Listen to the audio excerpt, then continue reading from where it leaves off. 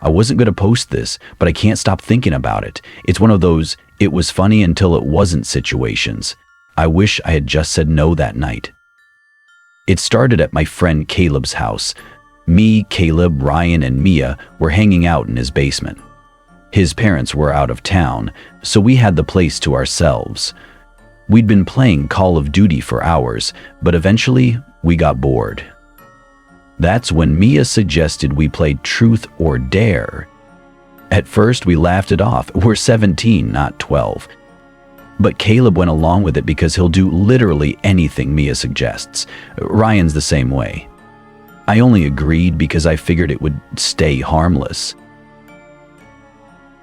And at first, it did. Ryan dared Mia to text her ex. Mia dared Caleb to chug hot sauce. I got hit with a truth question about my biggest crush. Typical stuff. Then it was Mia's turn again. She picked dare. Ryan leaned forward, grinning. I dare you to knock on the neighbor's back door. She rolled her eyes. Weak. Not the front door, Ryan said, his grin widening. The back door. Holt's house. Now, if you don't know about Mr. Holt, let me explain. Every neighborhood has that one house, right? The one kids whisper about? The one with the creepy old guy who never comes outside? That's Holt's house. Holt's backyard is the worst part. He has this shed that looks like it's about to fall apart, and the whole area is surrounded by overgrown trees. Nobody goes back there. Nobody. I'm not doing that, Mia said, shaking her head. You're insane. Scared? Ryan grinned. She hesitated, then sighed. Fine, but you're all coming with me. We followed her outside. The air was colder than I expected, and there was this weird, heavy stillness, the kind that makes every sound feel louder than it is. Holt's house sat at the edge of the cul-de-sac, where the street lights barely reached.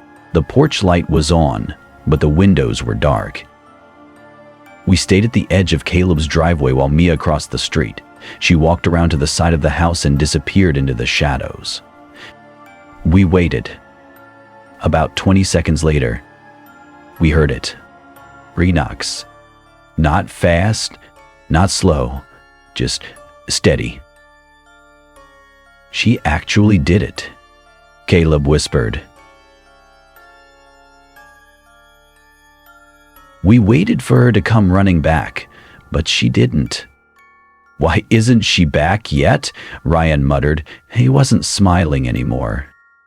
I'm gonna check, I said, trying to ignore the knot in my stomach. I crept around the side of Holt's house. The backyard was quiet, too quiet. The sliding glass door was wide open, but Mia wasn't there. I backed up slowly, my hands shaking. Where is she? Ryan called from the street. The sliding door slammed shut. I ran back to Caleb and Ryan, gasping for air. She's not there, I said. The door was open, and now it's shut. She's gone. Ryan frowned. What do you mean she's gone? She's probably hiding. No, I said firmly. She's not hiding. She's gone. We stood there, staring at the house. Caleb pulled out his phone and shined his flashlight toward the backyard, but we couldn't see anything. Then we heard it. 3 more knocks. It wasn't coming from the back door, it came from the shed. Someone's messing with us, Ryan said, but his voice wasn't as steady as before. We moved closer, just enough to see the shed through the trees. The door was open just a crack, swaying slightly in the wind. Did she go in there? Caleb whispered. Before I could answer, my phone buzzed. I checked it, my heart racing. It was a text from Mia. Come find me. I showed it to Caleb and Ryan. She's messing with us, Ryan said, but he didn't sound convinced. Then where is she? I asked. None of us moved. The shed door stopped swaying, and the air felt heavier. Then Ryan's phone buzzed. Same text. "Come find me." We didn't go to the shed. None of us were about to check it out. Instead, we ran straight back to Caleb's house, locked every door, and went down to the basement. It felt safer being underground. Like if something was outside, it wouldn't be able to see us. But honestly, none of us felt safe. Caleb was pacing. "What if she's still out there?" he muttered, running his hands through his hair. "Then she'll come back," Ryan said firmly, sitting on the couch. "I'm not going back out there." "Bro, we should call her," I said, pulling out my phone. I tried calling Mia. It rang twice, then went straight to voicemail. I called again. Same thing. Caleb tried too, but she didn't answer him either. We all stared at our phones, waiting for her to text us. Nobody said it out loud, but we were all thinking the same thing. She should have been back by now. Then at 1:37 a.m., my phone buzzed. It was a text from Mia. "I'm outside." My heart stopped. I showed it to Ryan and Caleb. They both checked their phones and saw the same message. "Don't open that door," Caleb said, his voice low and serious. "Hold up," Ryan said, leaning forward. "What if it's actually her? What if she just found a place to hide, and now she's back?" "No," I said, shaking my head. "She would have called. She would have knocked." Ryan frowned, but didn't say anything. He knew I was right. Mia wasn't the silent treatment type. Then we heard it. 3 slow knocks. Not from the front door, not from upstairs. It was coming from the basement window. Caleb turned off the lights, waving at us to stay quiet. We crouched behind the couch, barely breathing. The basement window was one of those half-sided to ground level, just big enough to see feet walking by, or to peek through if you're crouching. At first, I didn't see anything, just darkness. Then I saw it. A face. Pale skin. Eyes wide open. It was pressed up against the glass, staring straight into the basement. It didn't blink, didn't move. It was just watching. I don't know how long we sat there, frozen. I could hear Ryan breathing too fast next to me. Caleb was so still, it looked like he'd turned to stone. My phone buzzed. I flinched so hard I almost dropped it. A text from Mia. "Let me in." I didn't respond. None of us moved. "Turn off your phone," Caleb whispered. I clicked it to silent mode, heart pounding so hard I thought whoever was outside could hear it. The face didn't move, still pressed up against the window, eyes wide, like it was waiting for one of us to look at it too long. Then it disappeared. Not fast, not like a jump scare. It just pulled back, slowly, like they wanted us to know they were leaving. "Don't move," Caleb whispered. "Just stay here." We stayed crouched behind that couch for another 10 minutes. No one spoke. No one checked their phones. We were too scared. Eventually, Caleb peeked up over the couch and glanced at the window. "It's gone," he whispered. We all sat back, letting out shaky breaths. I wasn't ready to believe it was over, but I didn't want to sound paranoid either. I checked my phone again. No new messages, no missed calls. I stared at Mia's last text. "Let me in." "Do you think that was her?" Ryan asked. His voice was quiet, like he didn't want to know the answer. "No," I said. "She wouldn't text like that." That's the part that still freaks me out. Mia always added extra letters to her texts, or she'd send some random emoji just to be annoying. But that text? Perfect grammar, no mistakes, not her style. We stayed in that basement until 3 a.m., afraid to even go upstairs. Nobody wanted to admit it, but we were too scared to look out any more windows. Caleb's parents came home the next morning, and we all acted like everything was normal. Mia texted us later that day. "Hey, My phone died last night. Just found it in the backyard by Holt's fence. You guys good? That message hit me like a punch to the chest. Her phone was in Holt's backyard. I asked her, wait, what do you mean it was by his fence? How'd it get there? She replied, I don't know. I must have dropped it when I ran. It was face down in the grass, kind of scratched up, but still works. I sat there staring at the message for a long time. I didn't know what to say. I glanced at Ryan and Caleb, and they were both looking at me like they'd seen a ghost. I asked her if she sent us those texts. She said, what texts? I didn't reply. I didn't tell her. I didn't want to freak her out. But I haven't stopped thinking about it. Her phone was in Holt's backyard. We all saw those texts, all at the same time. I still have them saved on my phone. I even checked the timestamps later, and they were sent at 1:37 a.m., right after we locked ourselves in the basement. Here's the part that really messes with me.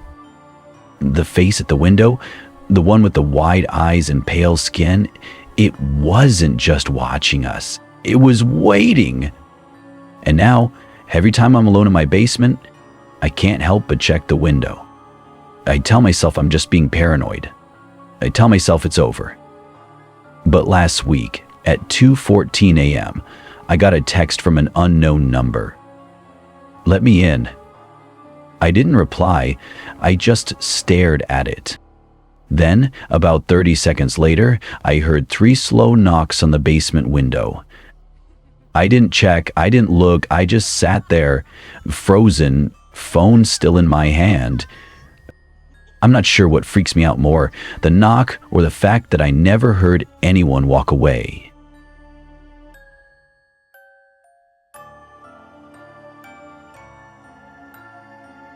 I'm not the type of person to post stuff like this, but I can't stop thinking about it. It's been weeks, and every time I walk past a mirror at night, I catch myself glancing at it for too long. I know it sounds ridiculous, but something about that night just won't sit right. It was me, Christian, and Marcus hanging out at Christian's house. We'd just finished watching The Conjuring 2, classic sleepover movie, and we were all lying around, bored. We'd watched every scary movie we could think of, and by then Christian had that look on his face. You know the one, the let's make things worse look.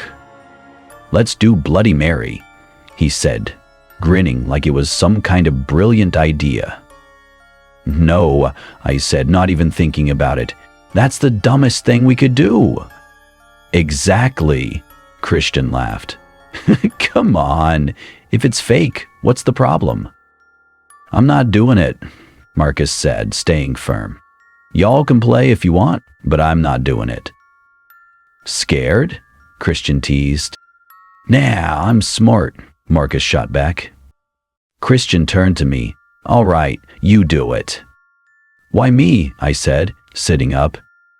'Cause you said it's dumb, Christian said, grinning. If it's so dumb, prove it. I knew where this was going. If I didn't do it, I'd hear about it for the rest of the night. Maybe for the rest of my life. So, I rolled my eyes and stood up. Fine, but if the lights flicker, I'm out. The bathroom was upstairs at the end of the hallway. No windows, no natural light. The only light came from one of those dim yellow bulbs that makes everything look a little creepier than it should. Walking down that hallway already felt wrong. Don't back out, Christian called from behind me. I'm not, I muttered, stepping inside. The bathroom was quiet, too quiet. I stood in front of the mirror, staring at myself for a second longer than I should have. It's weird how uncomfortable it feels to stare at yourself for too long. Your eyes stop looking like your eyes. Do it, Marcus shouted from the hallway. All right, I muttered. I reached up and flipped off the light. The dark hit me all at once. No glow from outside, no streetlight peeking in. It was pitch black. I felt for the counter behind me, steadying myself. All right, Let's get this over with, I whispered. Bloody Mary. Nothing. Bloody Mary. Still nothing. Bloody Mary? I froze, listening for anything, a sound, a flicker of light, anything. But it was just me in the dark. I was ready to call it quits, but as I reached for the light switch, I thought I saw something. Just a quick shift in the mirror. Not a figure, not a face, just movement. I whipped around, heart in my throat, but it was nothing. Or at least, that's what I told myself. I flicked on the light, blinking from how bright it felt after being in the dark for so long. Anything? Christian asked from the hallway. Nothing but my own reflection, I said, stepping out of the bathroom. But right as I passed him, Marcus squinted at me. Yo, he said, leaning forward. What's on your neck? What? I reached up, rubbing the side of my neck. Sure enough, it stung. Dude, you scratched yourself, Christian said, but his voice wasn't as cocky as before. I didn't, I said, still rubbing my neck. I didn't even touch my neck. Then how do you get 3 scratches? Marcus asked. 3? I repeated, already pulling out my phone to use the front camera. And yeah, there they were. 3 small, fresh scratches on the side of my neck.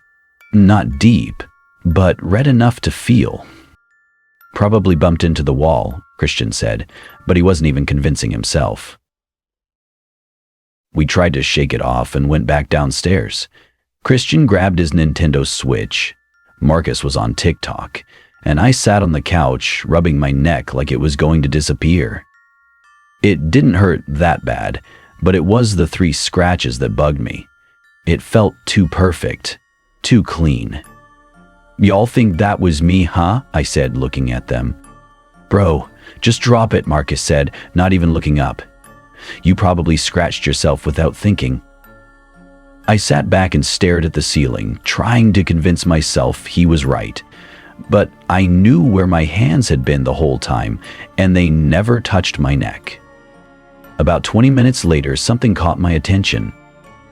The bathroom light upstairs, it flicked on. I didn't notice it at first, but once I did, I couldn't stop staring at it. I turned to Christian. Yo, did you leave the bathroom light on? I asked. Nope, Christian said, still mashing buttons on the switch. Then why is it on? I asked, pointing. We all turned to look. It wasn't flickering. It wasn't dimming. It was just on. Must be the old wiring, Christian muttered, barely looking up. Then go turn it off, Marcus said, smirking. Why me? Christian asked. 'Cause it's your house, Marcus replied. Christian sighed and got up, walking slowly toward the stairs.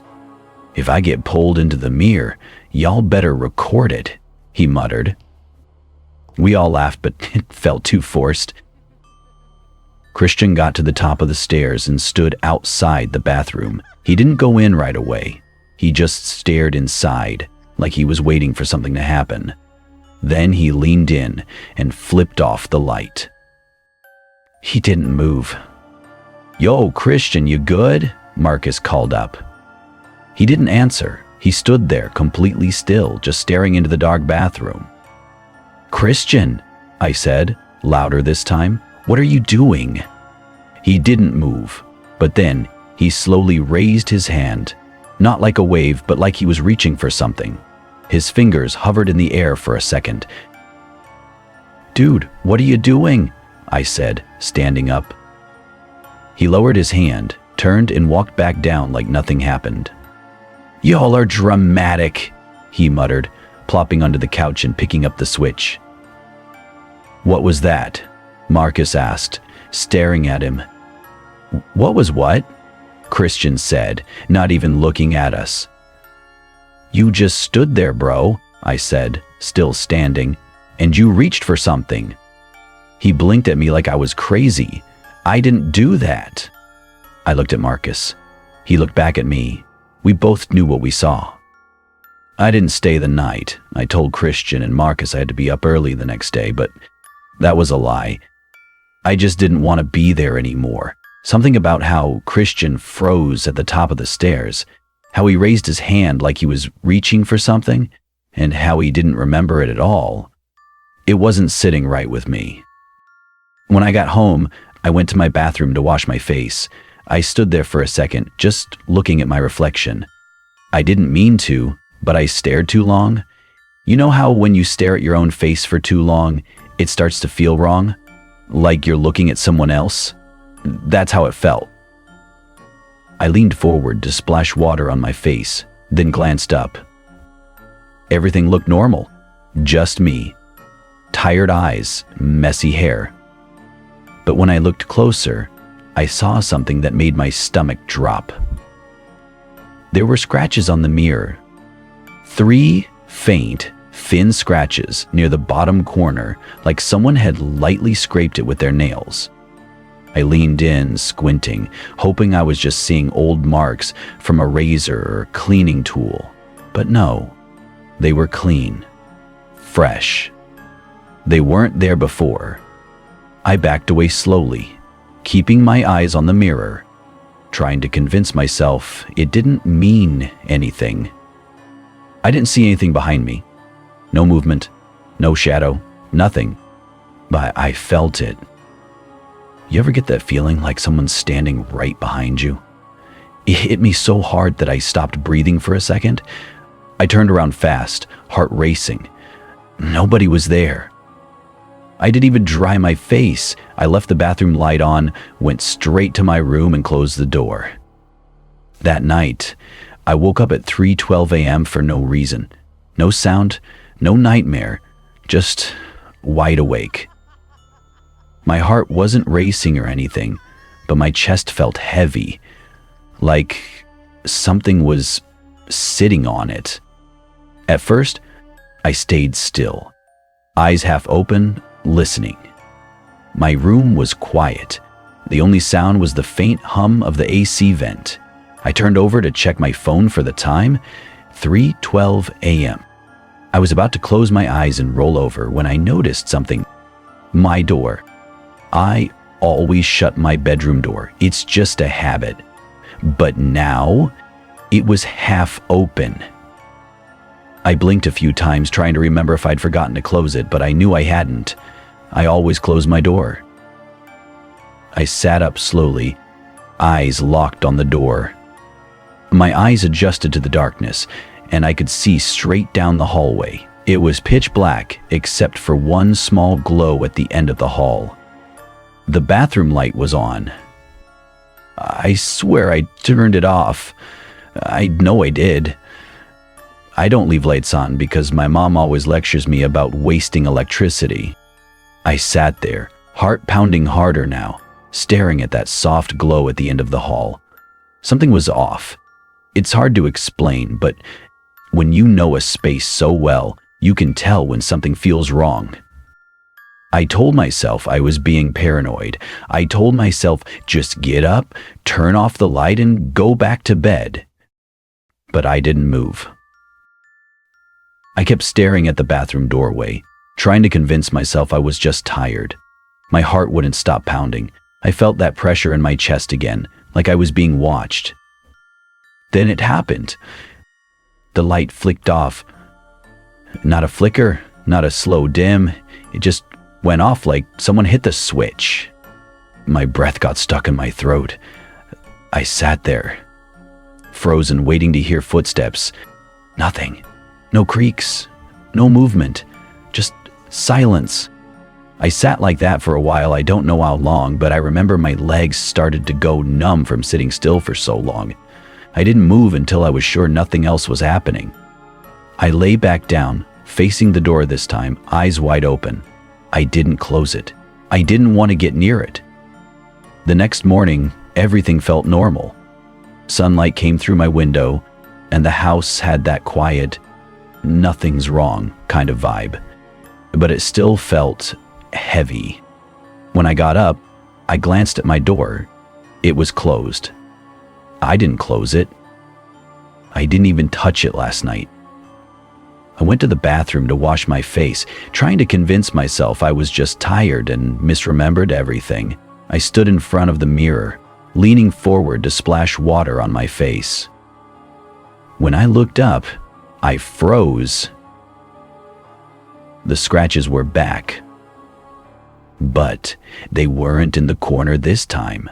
They were higher up, closer to eye level. 3 clean, straight lines, like someone had run their fingers down the glass. I backed up slowly, keeping my eyes on the mirror. My reflection backed up too. Same movement, same timing. Then I noticed something. The reflection was off. Not by much. Not enough to notice right away, but I caught it. I was standing a few inches away from the mirror, but my reflection? It was closer. I took a step to the right. My reflection moved too, just a second too late.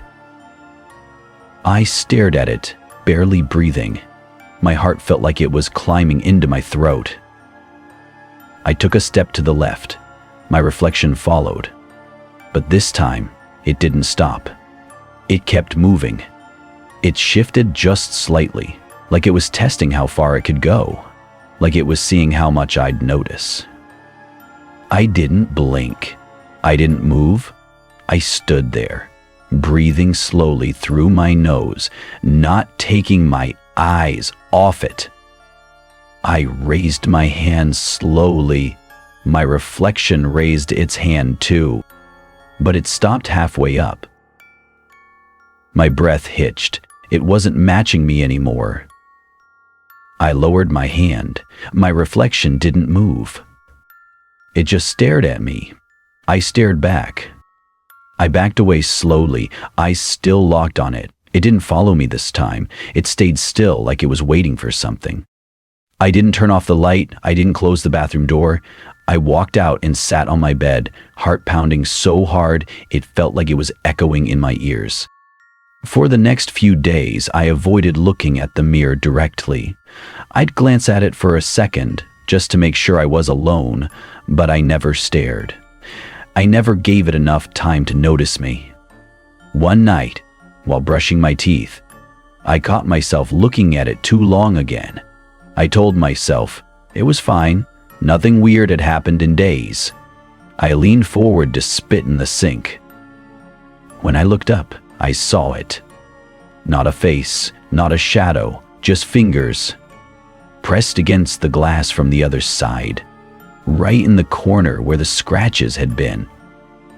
They were gone now, but I knew what replaced them. I didn't run this time. I didn't scream. I just backed up, slow and steady, keeping my eyes on it. I shut the door, locked it. Then I sat on the floor with my back against the wall, heart pounding so loud it felt like it might break my chest. I didn't tell anyone, not Christian, not Marcus, nobody. I still don't like looking at mirrors for too long, not because I'm scared of my reflection. It's because I'm scared it'll do something I'm not doing.